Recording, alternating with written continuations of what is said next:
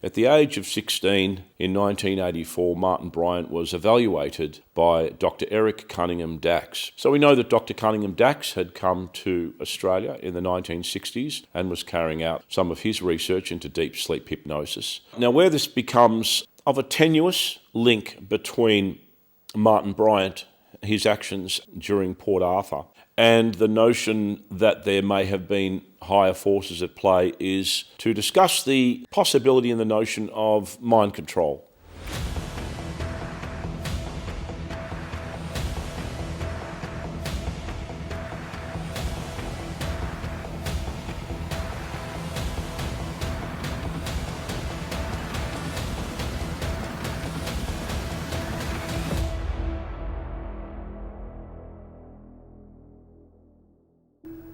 Welcome to the Wasp Files. Some of this material may be distressing and viewer discretion is advised. It's well known that Martin Bryant had a lot of issues which originated from when he was a little child. He was, of course, a happy little boy as a toddler, but as he grew into childhood, his parents started to notice that there were some issues with his behaviour that were in essence antisocial. He used to break some of his toys and was difficult to deal with.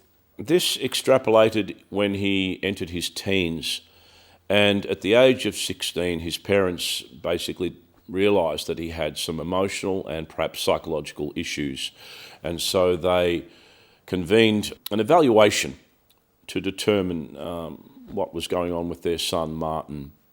At the age of 16 in 1984, Martin Bryant was evaluated by Dr. Eric Cunningham Dax. Dr. Dax was a world-renowned and very well-respected and regarded psychiatrist, an international psychiatrist. He had originated from the United Kingdom and in 1969 had moved to the Australian mainland. He evaluated Martin, and there's very little information on the level of treatment and evaluation that was carried out. However, there was some reports that he had reported to Carleen and Maurice that Martin was generally of diminished IQ, that he had a dysfunctional personality and antisocial personality, and that he suggested that Martin be put on some form of disability pension. This was distressing to Carleen because at the time she was upset that he was 16 years old. He had his whole life ahead of him, and she was concerned that his only possibility was to go on disability. She asked the question, does this have something to do with his schizophrenia? And apparently the reply was, it's not as simple as that. So there was some argument, and even to this day, a bit of confusion about whether or not Martin Bryant had schizophrenia as one of his ailments. I've read the psych reports and they are available to download. They're in some ways fairly nebulous. Some of the evaluating doctors said that he did have schizophrenia and others said that he did not. I do understand that at the time, Martin Bryant for a time was on medication for schizophrenia that was listed as one of the side effects you shouldn't take if you don't have schizophrenia. So this is once again all yet to be determined, but in essence Martin Bryant had some issues, and that he was evaluated by Dr. Cunningham Dax at the age of 16. Now where this has some kind of import is the history of Dr. Dax. As I said, he originated in the UK and moved to the Australian mainland in the 1960s, and at some point made his way down to Tasmania. Dr. Cunningham Dax was associated with a very interesting organisation called the Tavistock Institute of Social Affairs, later known as the Tavistock Institute. The Tavistock Institute had originated in England in 1921. It was a forum that was put together to initially evaluate the trauma effects that veterans from World War I had experienced during that conflict. In essence, evaluating the effects of war on veterans and possibilities of how to treat the extreme PTSD that many of them had experienced. The Tavistock Institute continued a lot of this research, particularly into the onset of World War II. And this is where some of the research branched out into different areas. World War II was the second great war that involved the majority of the countries of the world. And the Tavistock Institute, as part of one of their avenues of research and evaluation, was the notion of being able to control mass populations, in essence, a social programming agenda. And with World War II, initially, it was designed to try and elicit a lot of propaganda that would gain support for endeavours for the free world to fight against the axis of evil. So part of their research began on the control of mass populations, and particularly in relation to traumatic events such as war. At the time then, the Tavistock Institute was working fairly closely with MI5 and the military intelligence agencies to, in essence, continue this kind of research. And that's where they had enlisted the services of many well-regarded psychiatrists and psychologists and doctors to be able to carry out experiments in relation to this kind of activity. Dr. Cunningham Dax moved from the UK to the mainland in Australia and then down to Tasmania in 1969. A pivotal part of his initial research was into deep sleep hypnosis and the effects of mass trauma on communities and populations, including mass populations. And so by moving to the Tasmanian Peninsula in the 1960s, it presented a very unique opportunity, almost a microcosm of an experimental arena of a much smaller population that was very insular, very rural, very cut off, and that had some serious community sociological issues such as alcoholism. There was incest, there was violence. It was pretty much a law unto itself. So in essence, it presented a good opportunity for Dr. Dax to experiment, if you like. On the plus side of Dr. Dax's involvement in Australian psychological and neurological affairs was his groundbreaking research into, in essence, implementing a mental health support system that wasn't really in place. So you could imagine in a place like Tasmania in the 60s, there would have been very little mental health support, and some of the mainland mental health institutions would also have not exactly been at the forefront of being able to treat people efficiently, and there are a lot of problems with that, which I'll talk about in relation to hospitals such as the Chelmsford private hospital scandal.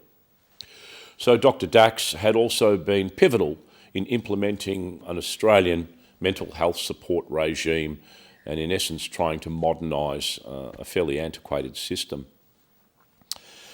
Now where this becomes of a tenuous link between Martin Bryant, his actions during Port Arthur, and the notion that there may have been higher forces at play is to discuss the possibility and the notion of mind control or manipulation of, from a psychological point of view, of somebody with a limited IQ and a naivety and gullibility.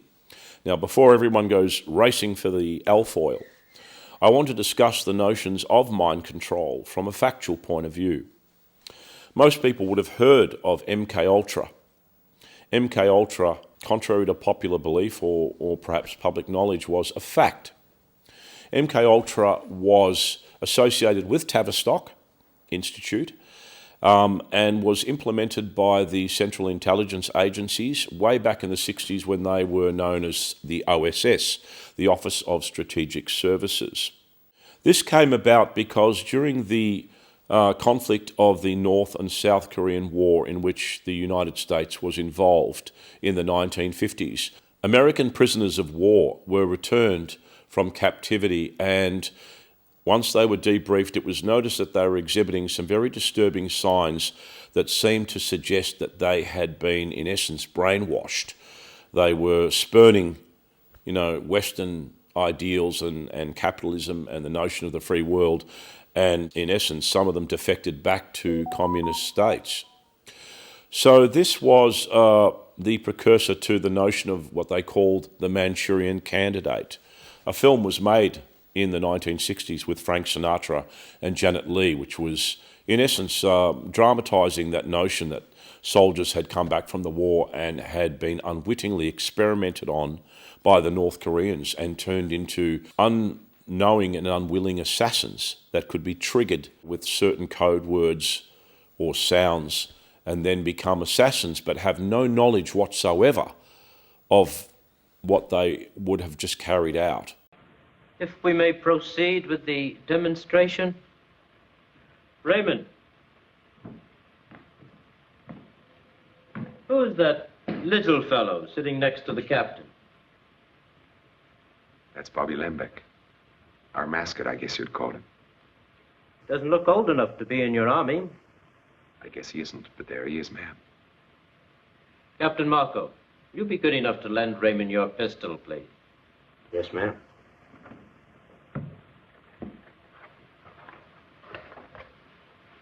Thanks, Ben. Sure, kid. Shoot Bobby, Raymond. Through the forehead. Yes, ma'am.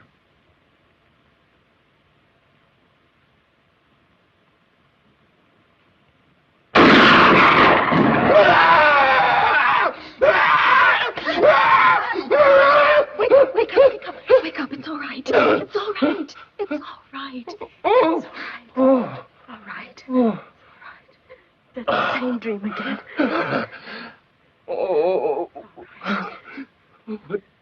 What makes it so awful is to keep dreaming a thing like that about Sergeant Shaw. Oh, it's been going on for weeks now. I must be going crazy. What you ought to do is to write to Sergeant Shaw. No, I tell you nothing's wrong with me. You ought to write to him and see if anyone else is having dreams like yours. Yeah. Yes. So the CIA had implemented, in essence, a mind control program which came under the code name MKUltra. Now this was fact. MKUltra originated in the 1960s and was involved in illegal experimentation on US and Canadian citizens. And this involved everything from the use of psychotropic drugs such as LSD to verbal, physical and sexual abuse, and also deep sleep hypnosis, psychological programming and breaking down of the will to be able to control an individual. Congress shut down MKUltra once this came to light in 1972 because they realised that these experiments were unlawful, were carried out in some cases against people that had no given informed consent and had also unwillingly been involved in these experiments without their knowledge. One of these was known as Project Midnight Climax, where prostitutes were hired by the CIA to bring their Johns back to the apartments where they were unknowingly given doses of LSD and then studied. So MKUltra was shut down in the 1970s, but it was a factual, very deep research agenda by the Central Intelligence Agencies. Initially, it was to assist with things like interrogation techniques, to create a truth serum that would ultimately be the ultimate truth serum to break totally the will of anyone that was under interrogation. But later on, it was also enhanced to see if they could create their own Manchurian candidates that could be potential assassins. Related to John F. Kennedy's assassination was the assassination of his brother, Robert Kennedy, which occurred sometime after JFK's killing. The assassination was carried out by Sirhan Sirhan, and there are some very interesting observations to be made with that assassination. Robert Kennedy was attending a conference at a hotel. My thanks to all of you, and now it's on to Chicago, and let's win there. Thank you very much.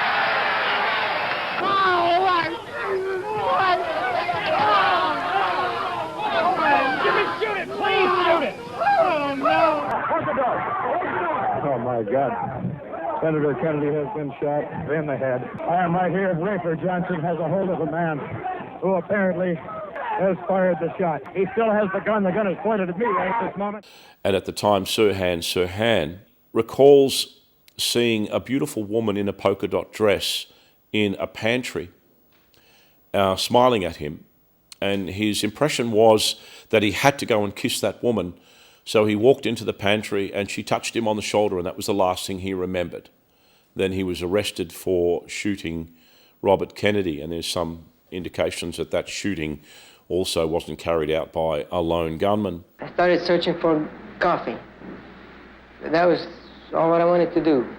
And I found some. In the kitchen area? But where, I don't remember, sir. In a kitchen-type room? I don't remember where I saw it, but I remember getting the cup. It was a shining... Large urn? Urn. And there was a girl there. No, I don't remember much what happened after that. You don't remember? I don't remember. Do you remember anything? Other than the choking and the commotion. I don't remember that. So what do you remember about the shooting, if you're willing to talk about that? Obviously I was there, but I don't remember the exact moment.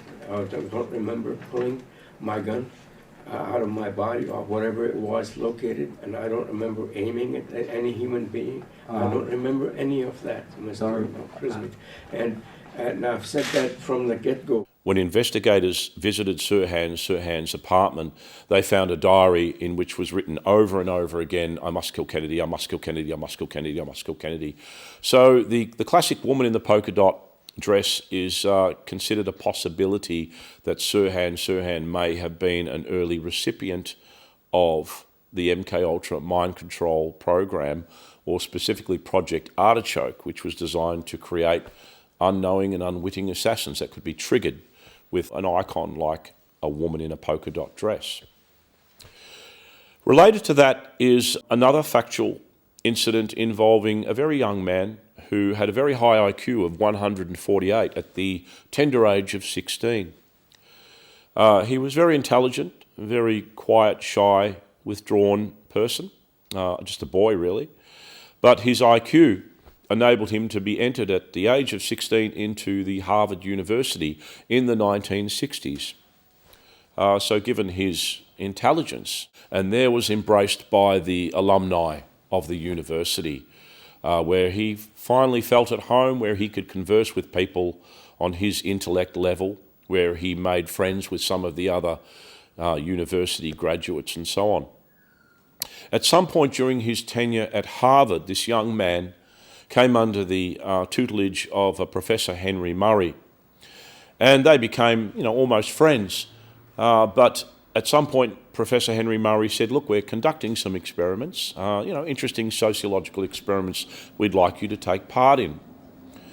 So these involved, in essence, hooking this young man up to various monitoring equipment and implementing a program of, I guess, a form of interrogation where there was a lot of verbal and uncomfortable experiments carried out, where it was almost like an attempt to break a will, or to be very negative, or to elicit a very negative response from being attacked verbally. The exact detail of a lot of these experiments has been destroyed, but this went on for a number of years.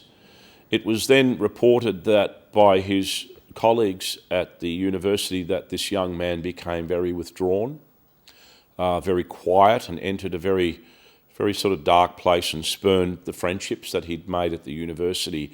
And eventually he left and made his way into a very isolated community up in the mountains in America, and commenced a protracted campaign of bombings from afar, creating a manifesto that was in essence an anti-technological manifesto, and targeting people he thought was associated with the implementation of very dangerous technological advances. This young man was Ted Kaczynski, Theodore Kaczynski, commonly known as the Unabomber. So, once again, it may seem to be a tenuous link, but the factual occurrence remains that he was involved in these experiments with Professor Henry Murray, and it was later discovered that Professor Henry Murray was working with the OSS, the Office of Strategic Services, which was the precursor to the CIA. So in essence, these experiments that went on for a number of years, of which we have very little information about what they actually entailed, may or may not have contributed to a young, impressionable and very intelligent man becoming a ruthless and lethal bomber who killed and maimed many people. Was MKUltra in Australia? You know, we're taking a big leap between some of the aspects of the intelligence agencies over there in America and Australia.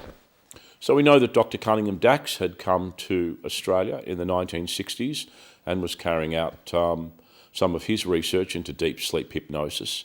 Our very own ABC released a report, which is available online, where academic papers had surfaced that in 1960, Professor Martin Orne, who was an American psychiatrist, had travelled to Sydney University and undertaken a conference, in essence evaluating and doing experimentations and research into deep sleep hypnosis and the effects of being able to create normal individuals under hypnosis to undertake acts of antisocial behaviour up to and including attempted murder.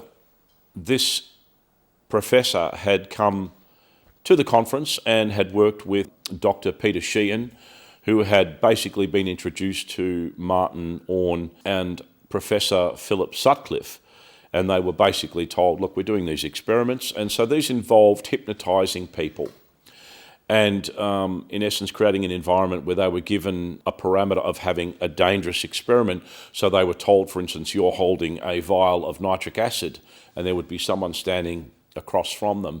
And at a hypnotised signal, they would throw what they thought was acid into the face of the person opposite them, or that they would pick up and handle what they thought were venomous snakes.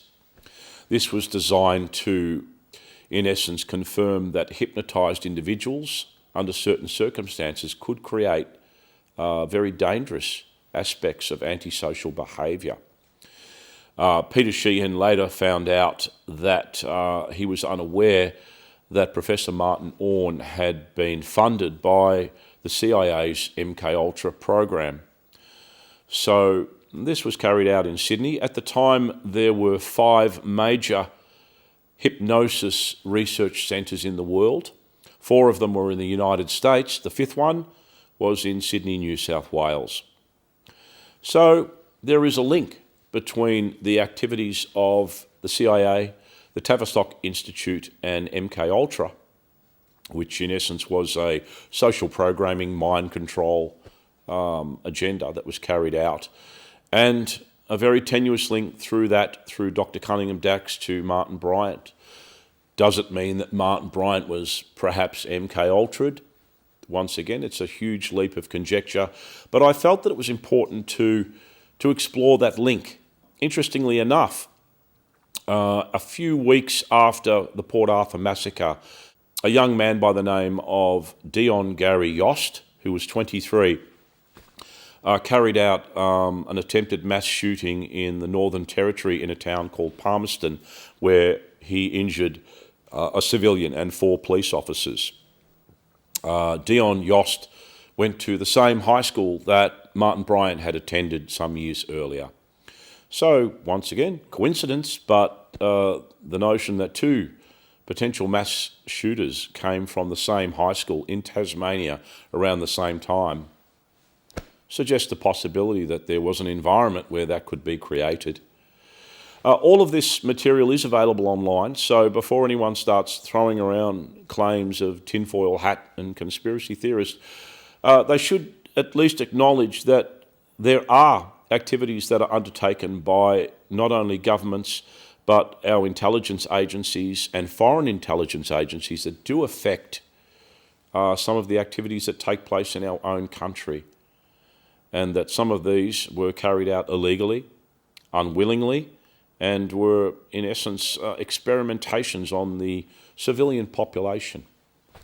So it's just a component You could argue that Martin, given his fragile psychological state, that he was of low IQ, could be easily manipulated, gullible, be made to take part in what he thought was some kind of counter-terrorism exercise. This is what I discussed in a previous episode. And that he would be the perfect recipient given his antisocial behaviour and his problems, and also the circumstances of him being able to procure firearms and wealth, to be able to be, in essence, the perfect patsy. So were there other forces involved? Once again, we would need a thorough, deep dive investigation to determine that. As an afterthought, a few years ago, the Australian Federal Police, our own Australian Federal Police, came under parliamentary questioning in regards to their activities to a 13-year-old Muslim boy whose parents had become concerned because he seemed to be going down a path of being radicalised, becoming a radicalised Islamist. And so they contacted police with their concerns. Initially, the AFP were implementing a de-radicalisation program on this 13-year-old boy who also had an IQ of 63. So he wasn't of great intellect, supposedly, either. However, it then became apparent that they were in some ways encouraging this disadvantaged young boy into potentially carrying out attacks as either a sniper or a suicide bomber. So somehow or other, it gained a credible level where they were grilled over their activities relating to this child who was very vulnerable and who was, in essence, being encouraged to perhaps carry out some kind of radicalised Islamist attack in Sydney. Well, a Senate hearing's been told undercover officers from the Australian Federal Police encouraged an autistic teenager's fixation with Islamic State. The 13-year-old was arrested on terrorism charges before a Victorian Children's Court magistrate dismissed the case. Under questioning yesterday, the AFP Deputy Commissioner Ian McCartney defended how the case was handled. The person was on the path to radicalisation long before we became involved, long before Victoria Police came involved. It was the AFP who recommended he become a sniper and a suicide bomber. Senator. It was the AFP who put that in his mind. A 13-year-old boy with autism with an IQ of 71. Is anyone held to account for this? This obscene abuse of power and authority. Well, the Greens Senator there, David Shoebridge, joins us now. Senator, good morning. Welcome to News Breakfast. Yeah, morning, Lisa. A lot of viewers and listeners would have heard this coverage on the ABC and The Guardian on the weekend about this story. But for those who might have missed it, can you just give us a quick recap of how this child became known to police in the first place?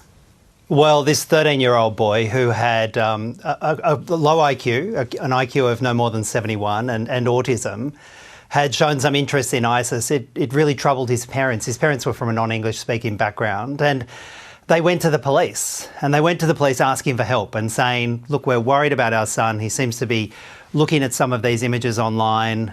We're concerned about some of the things he's saying. Can you help us? And initially, the police set up a counter-violent extremism, a CVE course, which is meant to be steering particularly young people away from any moves towards extremism.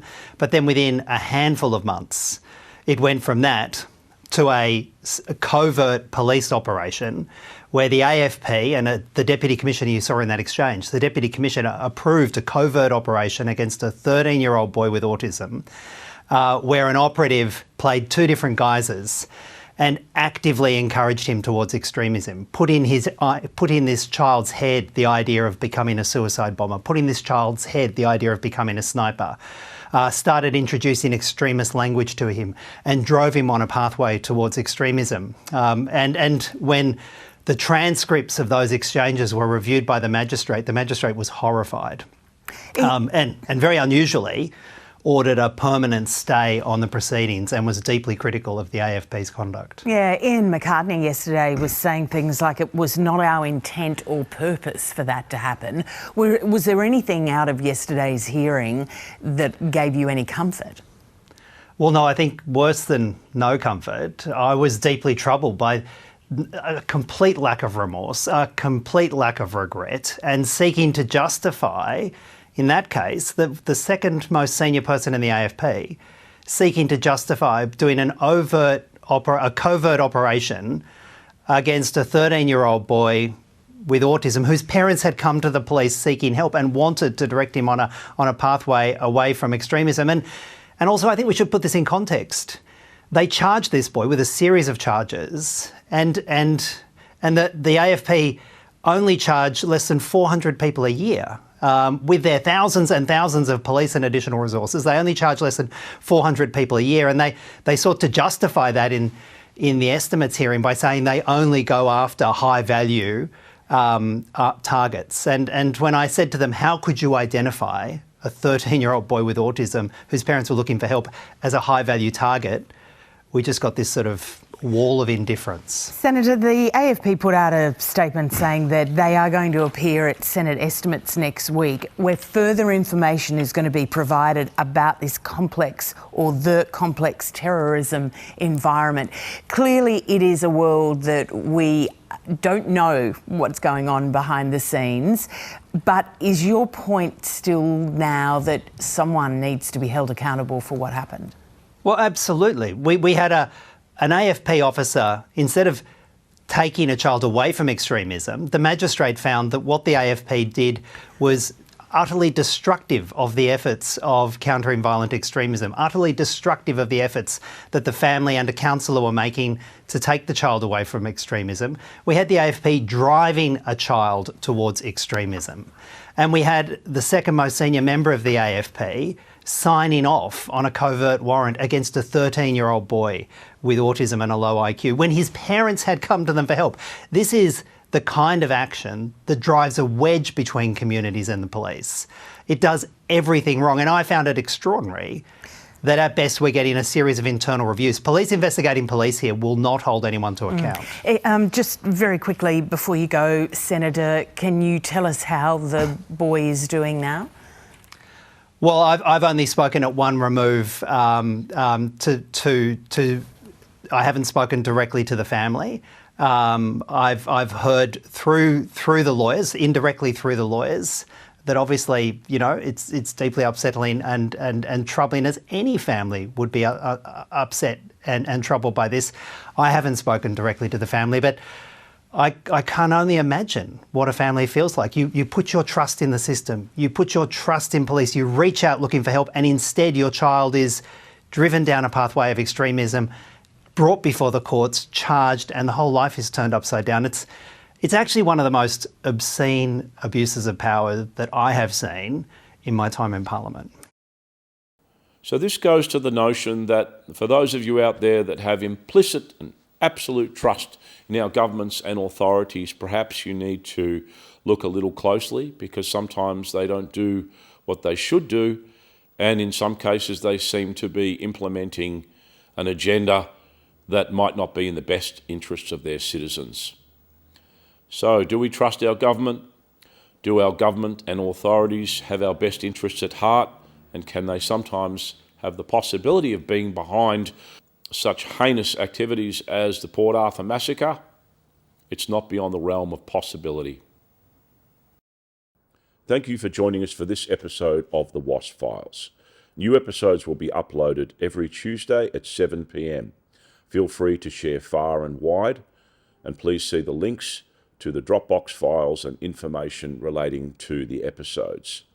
Also, without any obligation, please see the Buy Me a Coffee campaign, which helps keep the channel running and also provides profits to my friends who are survivors from Port Arthur who have supported me on this journey.